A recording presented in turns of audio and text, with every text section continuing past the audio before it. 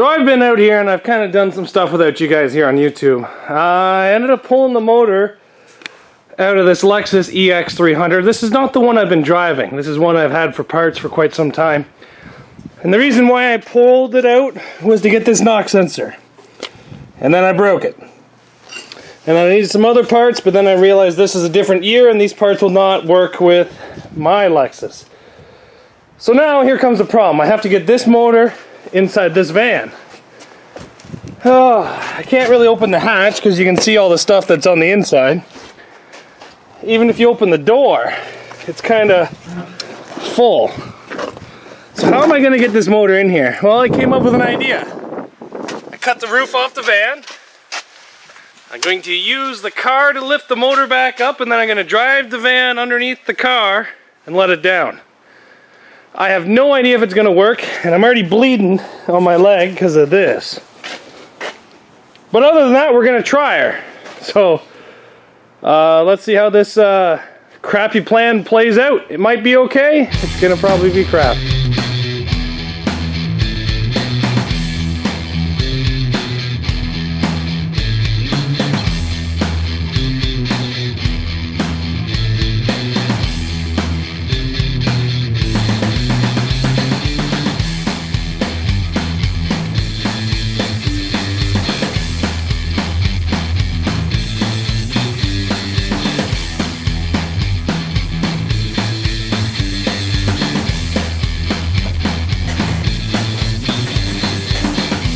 Well, my idea that I didn't think was going to work, it worked.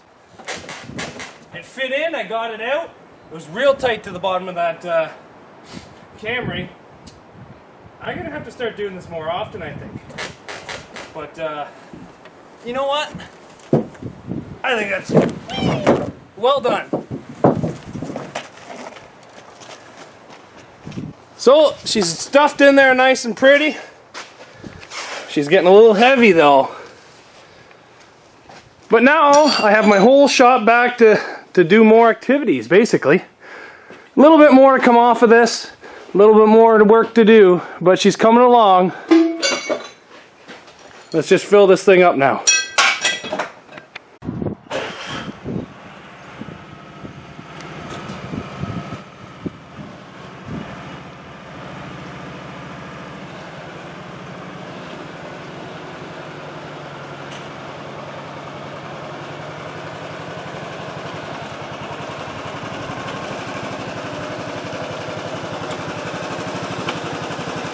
Can't stop me now.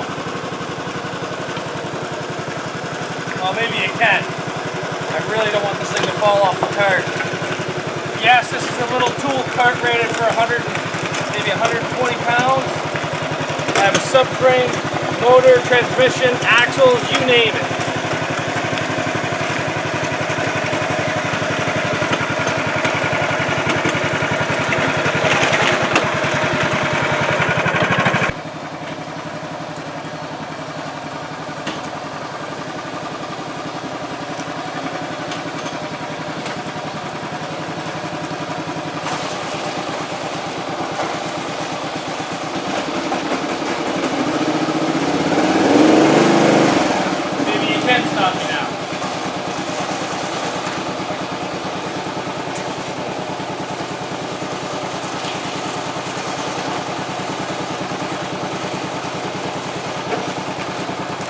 Can't stop me now!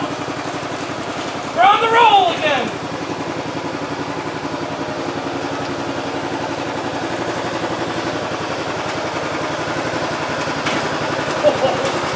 Come on, you can do it!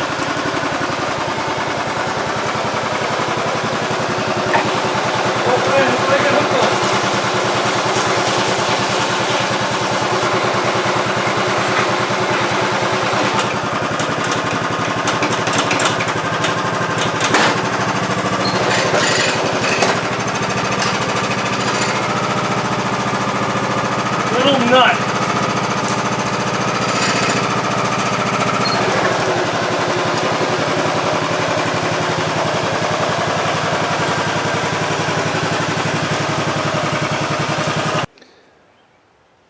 Well, not only am I impressed by this tool cart, this is my old tool cart from work. It's designed to carry 150 pounds. It's from Costco. It's got a motor, transmission, all the fluids, motor mounts, axles, steering, struts, everything on it. It is not a happy camper, but it did the job. I am super impressed in this. I highly recommend one of these as your tool carts. I'm also super impressed with this lawnmower. I got this thing for free probably 4 years ago now, and Buddy said that it wouldn't start, so I hooked a toggle switch in, which it actually doesn't run in the on position. You got to turn it off. What a great lawnmower this thing is. But anyway, I cannot believe that this plan actually worked. I used 3 jacks to get this up onto this tool cart and then got it dragged over there.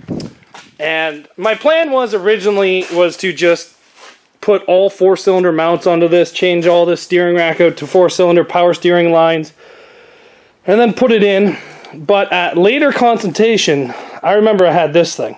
This has been ran in a derby car, but if you take a look, there's no kinks, there's no nothing on this frame anywhere. Now, there's some problems with this. Not the actual subframe is the issue. Well, this is the first motor I started building my harnesses off of, and I actually cut the actual motor harness. Now, how many times have I told you guys, do not cut the engine harness? Well, guess what I did? I cut the engine harness. Now, I really don't think it's going to be that big a deal. I'm pretty sure I can wire this back in, no problem. I'm going to go through, and I'm actually going to pull out all the stuff I don't need off this to try to make my job just a little bit easier. I am going to have to make a run to the scrapyard, or...